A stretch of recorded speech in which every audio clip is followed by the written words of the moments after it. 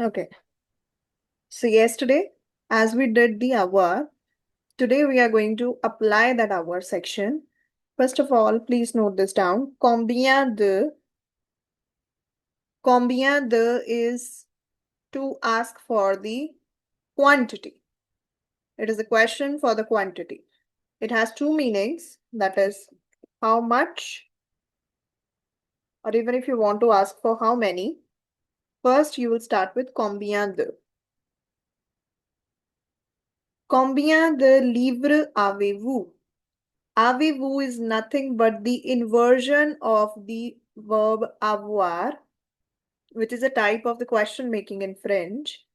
And if you just reverse the order, you get your normal conjugation, which is avez-vous. Sorry, vous avez. And if you inverse it, it will take a question form. Avez-vous? That's the difference only. So that means this person is talking formally. Combien de livres avez-vous means how many books do you have? So the lady answered, J'ai 3 livres. I have 3 books. Again, the question is coming with the combien de, but this time the question is in the informal style. Combien de stylos as-tu? And if you remember, it is the reverse of the conjugation with tu, which is tu as for the avoir, and it became, by reversing the order, as-tu. Now, this is a way of forming the questions, and this is the way in which we are going to present ourselves with the examiner also by making more and more inversion question. Okay? This is a good structure. So the answer is very simple again. J'ai 5 stylos. I have 5 pens. You can count it. 1, 2, 3, 4, then 5.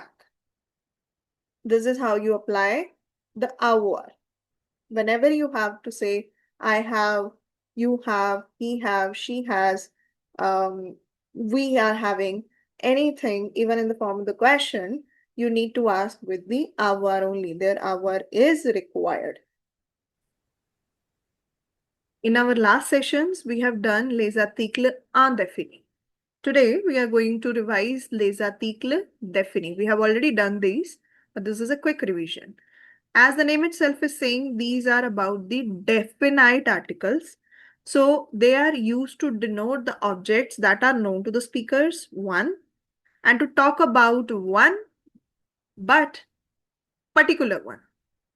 And even if it is more, even then the objects or the things or the people are known to the speakers. So when you are being very specific in your talk, only and only we are going to use the as an article. And in case of French, we have 4 versions of it. They come because of the different conditions. Like we use le for masculine singulier. We use la for feminine singulier. We use les if the following noun is plural, doesn't matter it is masculine or doesn't matter it is feminine. And we use L apostrophe for the when we have the singular noun, but it can either be the masculine, feminine, and the condition is it should start with vowel only. That's the only condition.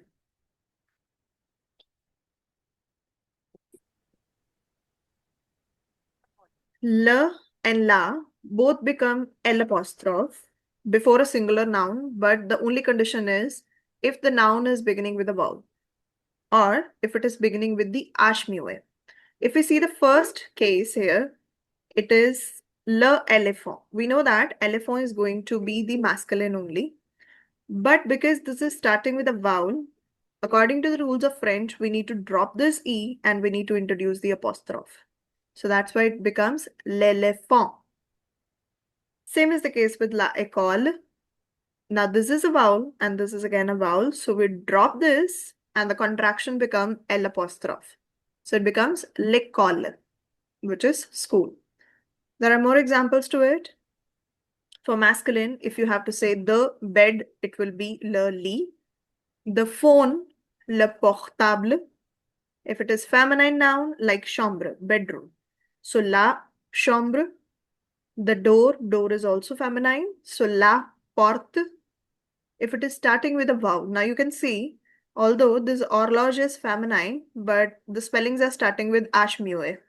That's why we have to put L apostrophe in front of it. L'horloge. Again, l'affiche. It is starting with vowel again, so that's why L apostrophe. L'affiche is publicité, मतलब एक ad जो होता है. L'enfant is a kid. But again, starting with E, which is a vowel, so we'll put L apostrophe. However, if you take any of these and make it a plural, like from the first category, masculine, li is taken.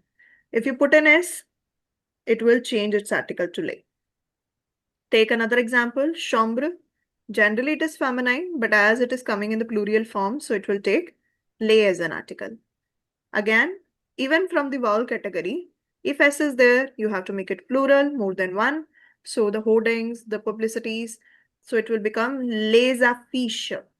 Again, the children's, if you have to say the children, basically S doesn't exist in English. So les enfants, it will be liaison as well. But the article will change from L apostrophe to lay. So from any of these three categories, the article will change to lay in short, and you will have to put an extra S at the end to show now this is a plural. Are we good? In short, le is used before a masculine noun and its beginning is with consonant. We know that. La is used with a feminine noun, which is singular, again, and it is beginning with the consonant. La and la both become L apostrophe. In short, you just need to remember it is L apostrophe, which has to be used for the if your noun is beginning with a vowel or silent ash. Lay, irrespective of the gender, it comes in front of all the plural nouns if you have to use the. Now, after knowing where to use them, it is very much important to know where not to use the article. So, there is no article used before the name of the person. We never say the Jacques, the Marie, the Pierre. We never say like that. And names of profession also are not led by the or any article. And also, if it is coming after the verb être specifically, then we don't put an any article. For example, say Jacques. This is the Jack, although this is a specific person I'm talking about. This is the Jack. But he is not the only Jack in the word. Okay, so we are just referring to a person. This is Jacques. C'est Jacques. Il est professeur. He is the teacher. We never say he is the teacher. Until unless we are not going to refer him to some specific position. And if, according to the rule, être verb is coming in front, like here, être is being conjugated. So we will not use any article. This condition hold. Two conditions only, with the name of the people and with the name of the profession specifically after the usage of the verb être, you don't have to use any article. Let's clarify if there is any doubt between the usage of the indefinite and definite article.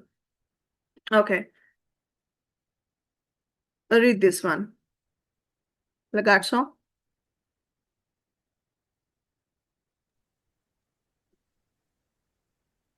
Oni. C'est une chambre. Yeah.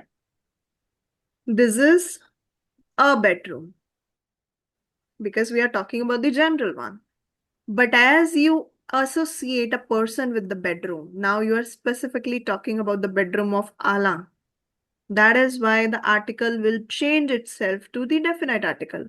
Although, please notice that the gender remains the same. Here also, chambre was feminine, that is why un has been used. And here also, chambre is feminine, that is why la is being used. Say la chambre de l'un. This is the bedroom of Alain. Similarly, when we are talking about gender things, ce sont des papiers. These are some papers. We don't know to whom they belong. Are they specified or not? Once we associate with them with Julie, they become specifically a belonging to Julie. That is why. Ce sont les papiers de Julie. Now the article has changed to les because first it was a random attempt. Now they are specifically for a person named Julie.